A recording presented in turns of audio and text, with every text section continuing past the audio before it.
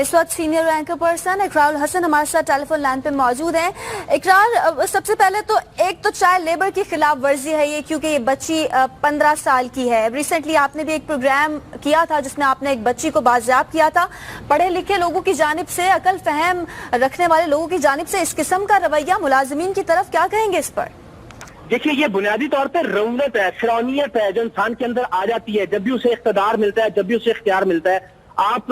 طیبہ تشدد کیس سے اگر آگے کی طرف ہم چلیں، آپ کو یاد ہوگا ایک جوڈیشل افسر تھے، ان کی اہلیہ تھی، حیوانیت آ گئی تھی، خود کو پتہ نہیں کیا سمجھنا شروع کر دیتے ہیں کہ ہم سے کوئی سوال نہیں کر سکتا، ہم سے کوئی پوچھ نہیں سکتا۔ پھر ایم پی اے کی بیٹی نے جس طرح سے ایک گھریلو ملازم کو تشدد کرنے کے بعد ہلاک کیا، پھر ہم نے جس بچی کو بازیاب کروایا وہ بھی ایک سابق ایم این اے کے گھر سے بازیاب ہوئی، جسے دہس کی ہوئی سلاخوں کے ساتھ جلایا جاتا تھا، بھوکا رکھا جاتا تھا کئی دن، کتے کو سامنے اس کے کھانا کھلایا جاتا تھا لیکن بچی کو بھوکا رکھا جاتا تھا۔ تو یہ وہ سارے با اختیار لوگ ہیں، اور ان میں اب ایک نیا نام شامل ہو گیا محترمہ غریزہ فاروقی صاحبہ کا بھی۔ لوگ کہتے ہیں آپ سب کی کرپشن بے نقاب کرتے ہیں، سب کے خلاف بات کرتے ہیں، اپنے جو کولیگز ہیں یا اپنے جو صحافی ہیں ان کے خلاف بات نہیں کرتے۔ تو آج اگر ثبوت موجود ہے، اگر آج ان کے خلاف ایویڈنس ہے، عدالت نے بچی کو بازیاب کروایا، تو ہم بالکل کھلے الفاظ میں مذمت کریں گے، کھلے الفاظ میں بالکل اس رویے کی مذمت کرتے ہوئے کہ یہ شاید چونکہ محترمہ کو کچھ 3-4 ٹور انہوں نے وزیر اعظم کے ساتھ کر لیے تو خود کو وزیر اعظم سمجھنا شروع کر دیا یا خود کو کوئی وزیر گرداننا شروع کر دیا۔ آپ سنی رہے گے پورے پاکستان کے لوگ، اور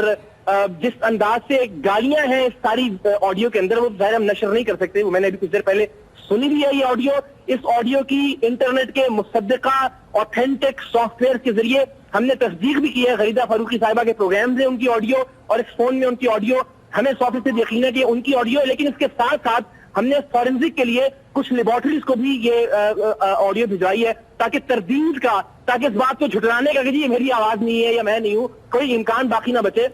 اور وہ بھی انشاءاللہ ہم اپنے ناظرین کے ساتھ شیئر کریں گے۔ اچھا، اقرار نے ان سے رابطہ کرنے کی کوشش کی گئی لیکن انہوں نے اس بچی کو پہچاننے سے انکار کر دیا۔ جب ARY نے ان سے رابطہ کرنے کی کوشش کی تو اس سارے معاملے میں اگر فاضل عدلیہ کوئی ایکشن نہ لیتی، کوئی آرڈر نہ دیتی، پھر تو اس بچی کا کچھ نہیں ہو سکتا تھا، یہ یہیں پر پھنسی رہتی۔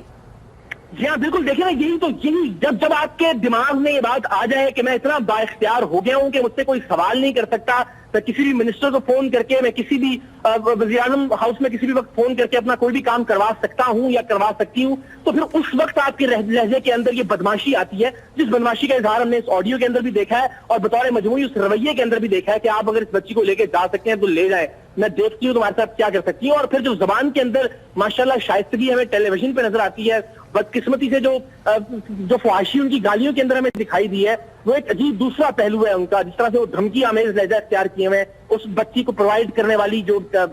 خاتون ہے ان کے ساتھ 40,000 روپے کا مطالبہ جس طرح سے وہ کر رہی ہیں کہ میرا اس بچی کے اوپر لگا ہوا ہے، تو سیدھا کہ تاوان طلب کرنے کی طرح کا معاملہ ہے۔ اور مجھے لگتا ہے بڑی بدقسمتی کی بات یہ ہے کہ ہم میں سے بہت سے لوگ اس غرور کے ساتھ، اس تکبر کے ساتھ، ہم ٹیلی ویژن پہ آتے ہیں، ہمیں لوگ جانتے ہیں، ہماری بات سنی جاتی ہے، ہمیں لوگ پہچانتے ہیں، ہماری پہنچ بہت سارے لوگوں تک ہے، بالکل اس رونق کا شکار ہو جاتے ہیں کہ ہمارا کوئی کیا بگاڑ سکتا ہے، ہم جو جی چاہے کریں۔ لیکن میرا یہ خیال ہے کہ اس رویے کی مذمت بھی ہونی چاہیے، اس رویے کی حوصلہ شکنی بھی ہونی چاہیے، اور یہ بڑی بدقسمتی کی بات ہے کہ معصوم بچیوں کو اس طرح سے آپ اپنی رونق کا، اپنی فرعونیت کا اور اپنے ذہنی جو آپ کے پرابلمز ہو جاتے ہیں وقت کے ساتھ ساتھ شہرت ملنے سے، ان کو شکار کریں۔ معصوم بچے اور بچیاں جس طرح سے گھریلو ملازموں کے طور پہ برتے جاتے ہیں، ہم نے اس پروگرام کے ساتھ، شریعام کے پروگرام کے ساتھ، جس میں ہم نے نون لیگ کے سابق ایم این اے کے گھر سے بچی بازیاب کروائی تھی، اس کی بنیاد رکھی ہے اس جد و جہد کی کہ انشاءاللہ ایک وقت آئے گا کہ پاکستان میں اپنا اقتدار اور اختیار دکھانے کے لیے آپ تشدد نہیں کریں گے ایسے بچوں کے اوپر، صرف اپنی آپ کی جو نفسیاتی بیماریاں ہیں ان کا اظہار ان بچوں کو مار کے آپ نہیں کریں گے، اور اس طرح کی تمام روایات کو ہم نے توڑنا ہے انشاءاللہ العزیز۔ تو پاکستان میں وقت آئے گا کہ جب یہ بچے اور بچیاں اسکول جائیں گے، گھروں میں ملازمت نہیں کریں گے۔ بالکل انشاءاللہ۔ اقرار